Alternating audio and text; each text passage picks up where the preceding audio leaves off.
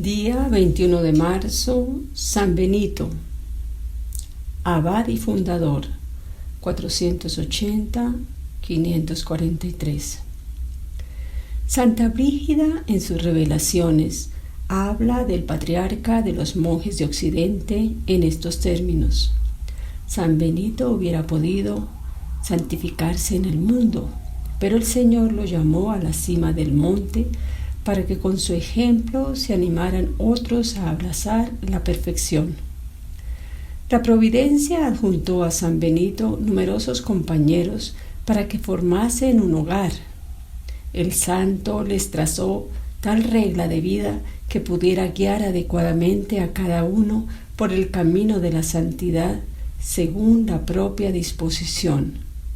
Ora fuese confesor, ora ermitaño, ora doctor y aún mártir, de suerte que al observarla con fidelidad, numerosos monjes alcanzaron la perfección de su padre fundador.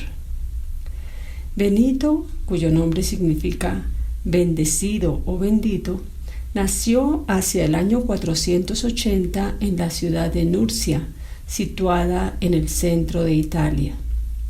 Las únicas referencias que de su infancia poseemos nos las dan los diálogos de San Gregorio Magno, quien al referirse en ellos a los padres del santo, solo dice que descendía de la antigua nobleza sabina, pero su santidad precoz y casi innata en él y en su esclarecida hermana Santa Escolástica nos dan a entender bien a las claras que uno y otra respiraron en el hogar familiar densa atmósfera de virtudes cristianas.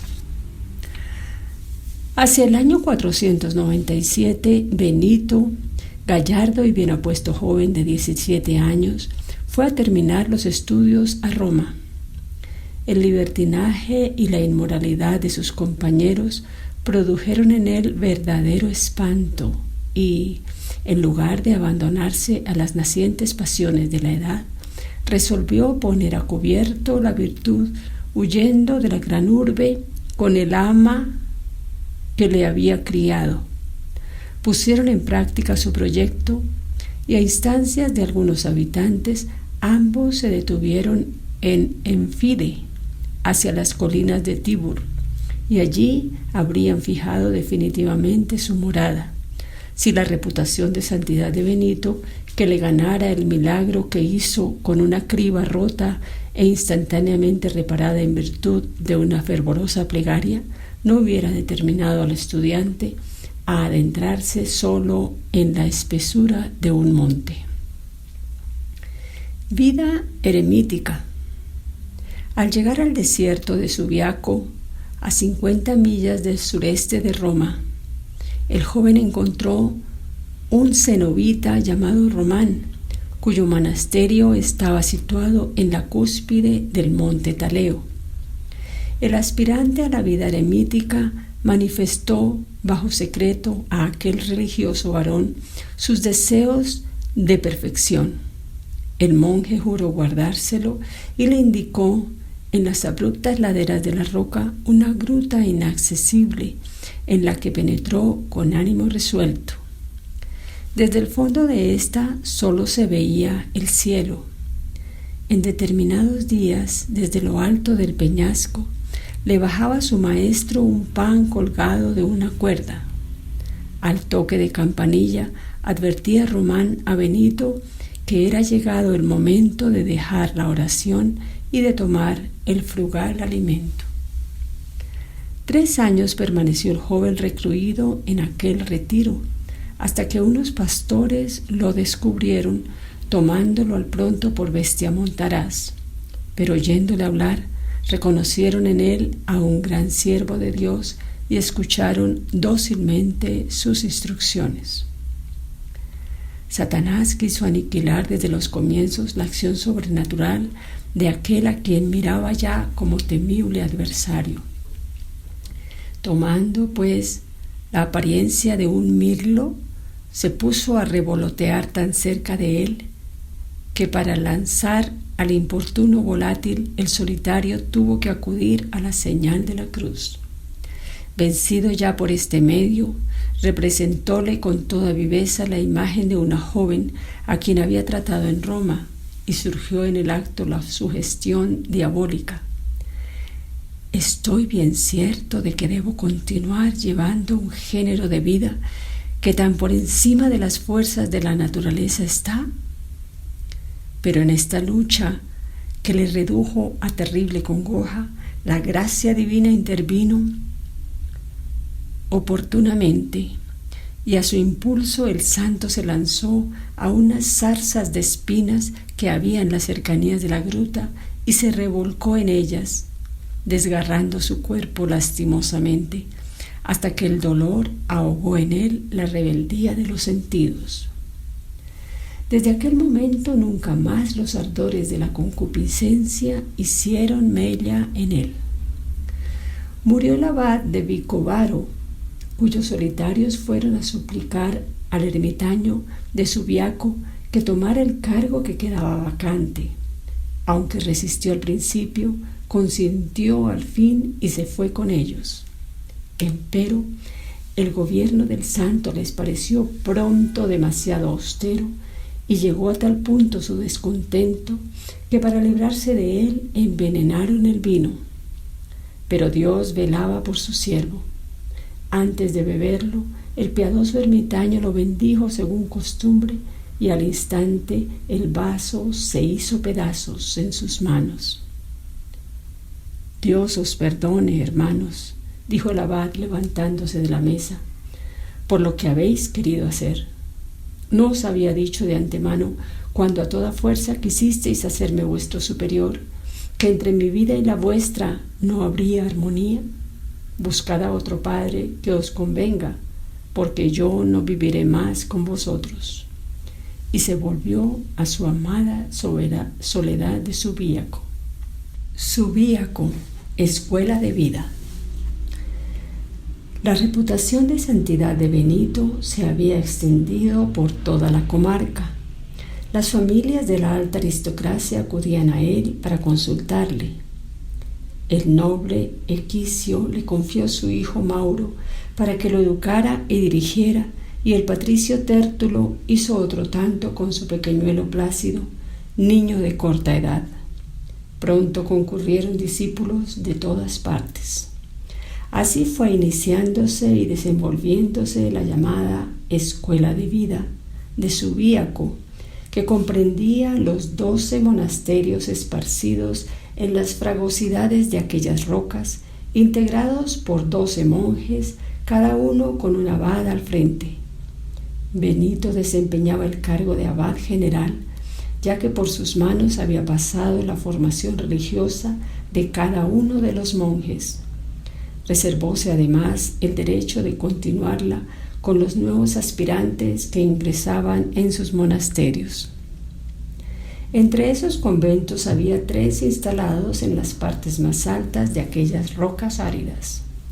Los monjes que los habitaban veíanse obligados a bajar por agua al lago que había en el fondo del barranco, teniendo que seguir una bajada muy peligrosa a causa de lo resbaladizo de la pendiente.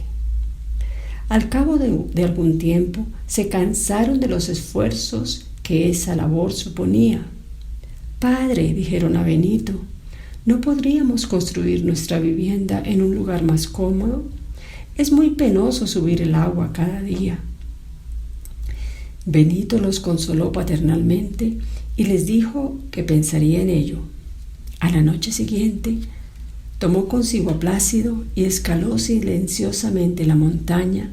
Detúvose al llegar cerca a los monasterios de aquella cima, arrodillóse sobre la dura roca y oró largo rato. Luego señaló con 3 piedras el lugar preciso en que había estado orando y bajó a su monasterio. Al otro día acudieron los hermanos a saber su decisión. «Volved», les dijo, «a vuestros monasterios, hasta un sitio en que veréis 3 piedras puestas sobre otras, y cavad allí un poco. El Dios poderosísimo a quien servimos podría escucharos haciendo brotar el agua que tanto necesitáis. Con absoluta y pronta obediencia, los monjes tomaron el sendero que conducía al lugar indicado y que se hallaba a las puertas mismas de sus monasterios. ¿Cuál no sería su sorpresa cuando al llegar vieron que la roca, árida y seca hasta entonces, destilaba hilitos de agua que, en pocos momentos, formaron un riachuelo que llegó hasta el lago del valle? Aconteció que por aquel entonces Italia se hallaba en poder de los godos. Uno de aquellos bárbaros, hombre de extraordinaria talla y robustez, pero sin letras, se había convertido y fuese a solicitar el honor de servir a Dios entre los monjes. Benito lo recibió con gran bondad y lo destinó a ocupaciones en armonía con sus aptitudes. Un día le entregó un hacha y le encargó que limpiase de matorrales y arbustos las orillas del lago para transformarlo en huerto. Se puso al instante a la obra con ardor y tan recios hachazos daba que acabó por saltar el hacha, que saliéndose del mango fue a parar al lago, precisamente a uno de los lugares más profundos, por lo que era imposible sacarla. Grandemente apenado, el pobre novicio fue a contar su desventura a Mauro, que era el discípulo predilecto y brazo derecho de Benito, pidiéndole que le impusiera una penitencia. Mauro contó el caso a su santo maestro. Este, al oírlo, dirigióse al lugar del accidente, tomó el mango del hacha, sumergió la punta en las aguas y al instante vióse que el hierro subía y que por sí mismo se metía en el mango. El godo, que contemplaba estupefacto lo que pasaba, recibió el instrumento de manos de Benito, quien le dijo paternalmente: «Sigue trabajando, hijo, y cesa ya de estar triste». Otro milagro conmovedor tuvo lugar por aquellos días en Subíaco. Una vez que había ido Plácido a llenar un cántaro al lago, perdió el equilibrio y cayóse al agua. Benito, que se hallaba en su celda, sintió una voz interior que le advertía de lo que sucedía. «Hermano Mauro», exclamó dando fuertes voces, «corre al lago, el niño ha caído al agua y se lo lleva a la corriente». El hermano, al oírse llamar, acude presuroso, recibe la bendición de su padre y se dirige a todo correr a la orilla, desde donde ve al joven Plácido hundido en el agua y arrastrado por la corriente. Sin reparar en el peligro, llégase hasta él, lo coge por su larga cabellera y lo saca sano y salvo a la orilla. Solamente entonces se dio cuenta del milagro. El abad recibió al niño, cuyos vestidos chorreaban agua, mientras que Mauro no se había mojado lo más mínimo. «Tu obediencia, hermano Mauro, te ha merecido este prodigio», dijo Benito. «Yo no tengo parte alguna en él». «Menos la tengo yo», replicó el discípulo. «Lo he hecho todo en estado de inconsciencia, sin darme cuenta de lo que hacía». «Pues yo», exclamó Plácido, «veía sobre mi cabeza el hábito de mi padre abad y sentía que era él quien me sacaba del agua». Para apagar el fulgor de aquella verdadera escuela de vida de Subíaco, Satanás suscitó el odio de un acólito suyo, llamado Florencio, que habitaba en el valle.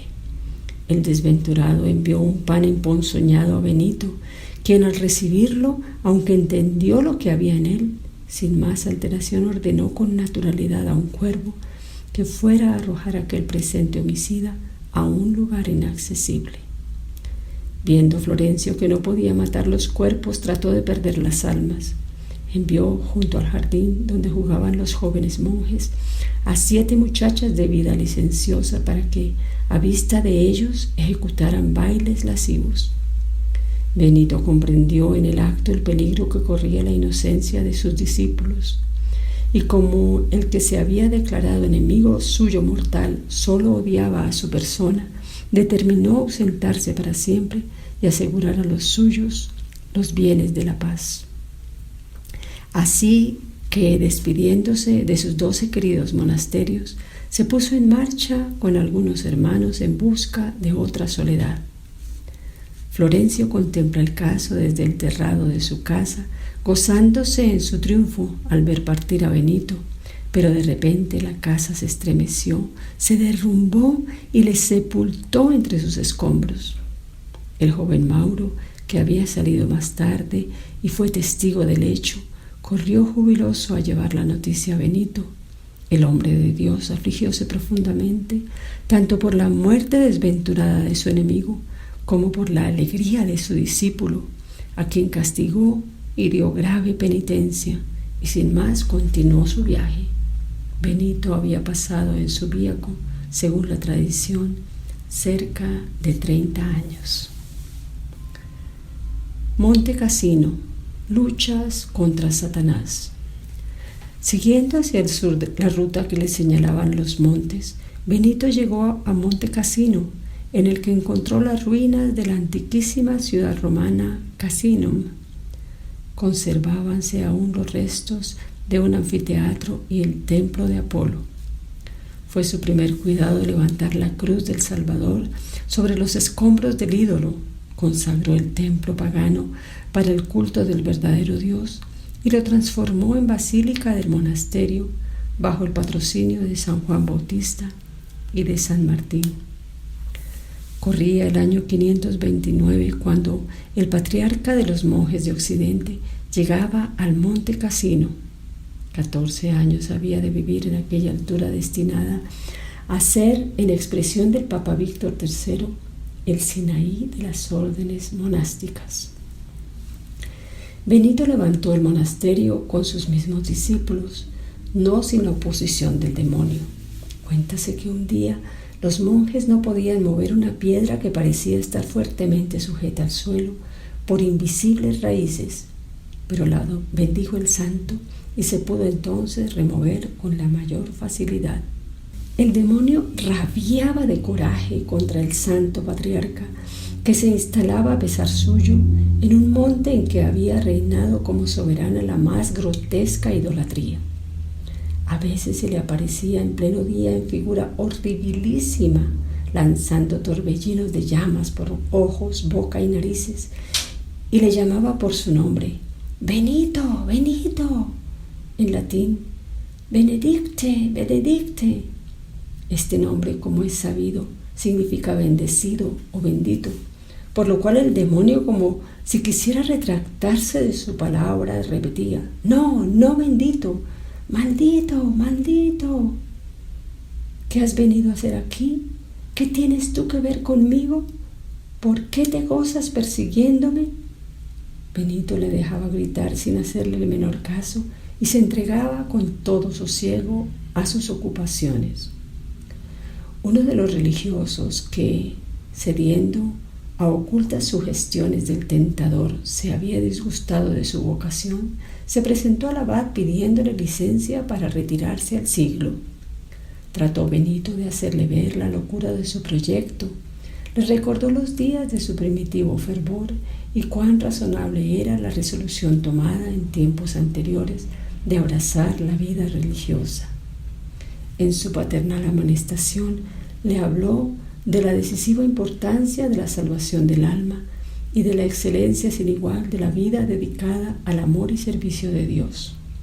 Aconsejóle finalmente que orara y esperara con paciencia el fin de aquella tentación. Pero el religioso nada quería oír ni saber de razones, pues ya su imaginación se hallaba en el mundo y no en el claustro.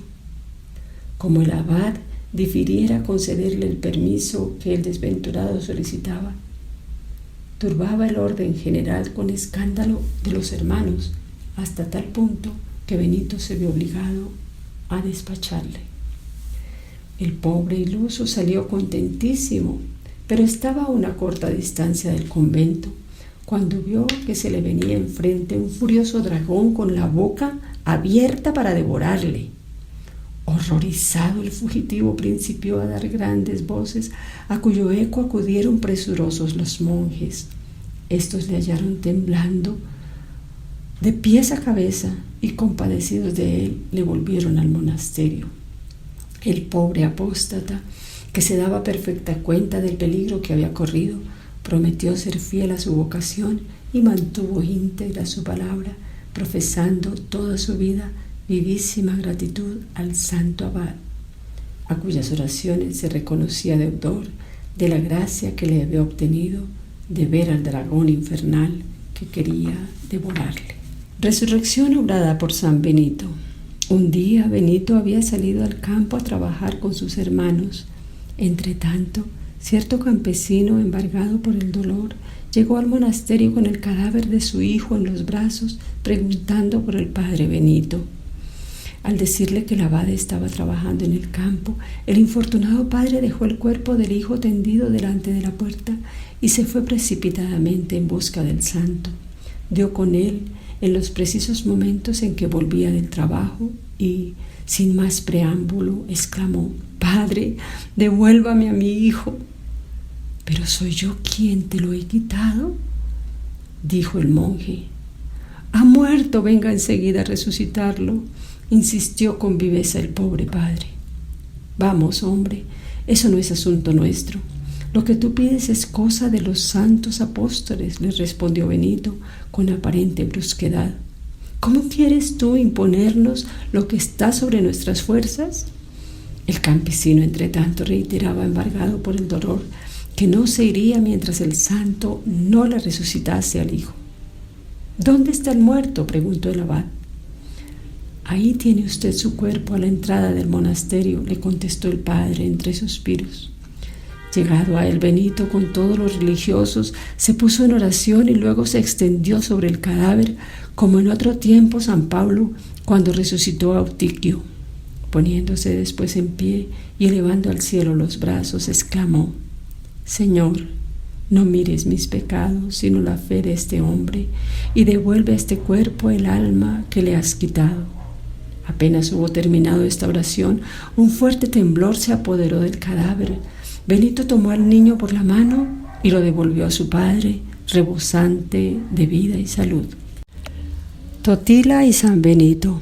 El rey godo Totila habíase apoderado de casi toda Italia, desde el norte hasta Nápoles. Como oyera hablar del abad de Monte Cassino en tonos ponderativos y particularmente de su espíritu profético, quiso probar la verdad de lo que se decía y al efecto hizo que su escudero Rigo se vistiera de las insignias reales y así disfrazado le envió con brillante séquito de oficiales al Monte Cassino.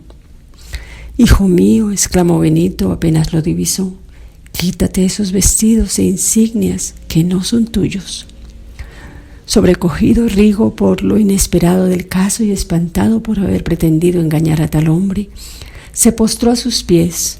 Sin tardanza se presentó Totila en persona y, sintiéndose acometido por un error súbito, cayó humildemente a las plantas del santo. El siervo de Dios, dirigiéndose a él, clamó por 3 veces: «Levántate», y a la tercera tuvo que levantarlo él mismo. «Muchas malas obras haces», le dijo Benito, «muchas malas obras has hecho. Cesa ya en la maldad. Tornarás a Roma, pasarás el mar, vivirás 9 años y al 10º morirás». El rey, con muestras de visible espanto, se encomendó a sus oraciones y desde aquel instante se mostró menos cruel. Sucumbió efectivamente en 552 a consecuencia de una herida recibida en la batalla de Agina, con lo que se cumplió exactamente la profecía del santo. Muerte de San Benito, su culto. Cuando Benito pasaba ya de los 60 años, tuvo el dolor de perder a su hermana Santa Escolástica, a la que enterró en el Monte Cassino, en el mismo sepulcro que tenía preparado para sí. Pocas semanas después cayó enfermo, con fiebre muy elevada, y ordenó se abriera nuevamente su sepulcro. Al 6º día, hízose conducir a la iglesia de San Martín para recibir el sagrado viático. Luego, puesto en pie y apoyado en los monjes que sostenían sus miembros debilitados, entregado el espíritu a una oración suprema, exhaló el último suspiro en aquella reverente actitud. Créese que fue el 21 de marzo del año 543. En el momento mismo de su muerte, 2 monjes que habitaban respectivamente el Monte Cassino y en Subíaco vieron por el lado de oriente una deslumbradora ruta triunfal que, partiendo de la celda del siervo de Dios, se perdía en lo alto de los cielos, a la vez que lucían en ellos con esplendor inenarrable multitud de brillantes lámparas. Mientras contemplaban embelesados aquel portento, un ángel, irradiando a su vez fulgurantes resplandores de luz, les dijo: esa es la vía por la cual Benito, el amadísimo del Señor, acaba de subir al cielo. La regla promulgada por Benito hacia el año 540 es aún hoy un monumento admirable que, a diferencia de la primitiva casa de Monte Cassino, donde nació, ha resistido a todos los embates y vicisitudes de los tiempos. San Benito cuenta entre sus innumerables hijos espirituales con una multitud de santos, muchos papas y un inmenso número de obispos, celosísimos todos de la conservación del espíritu de su fundador en el mundo. León XIII elevó la fiesta de San Benito al rito de doble mayor el 5 de abril de 1883.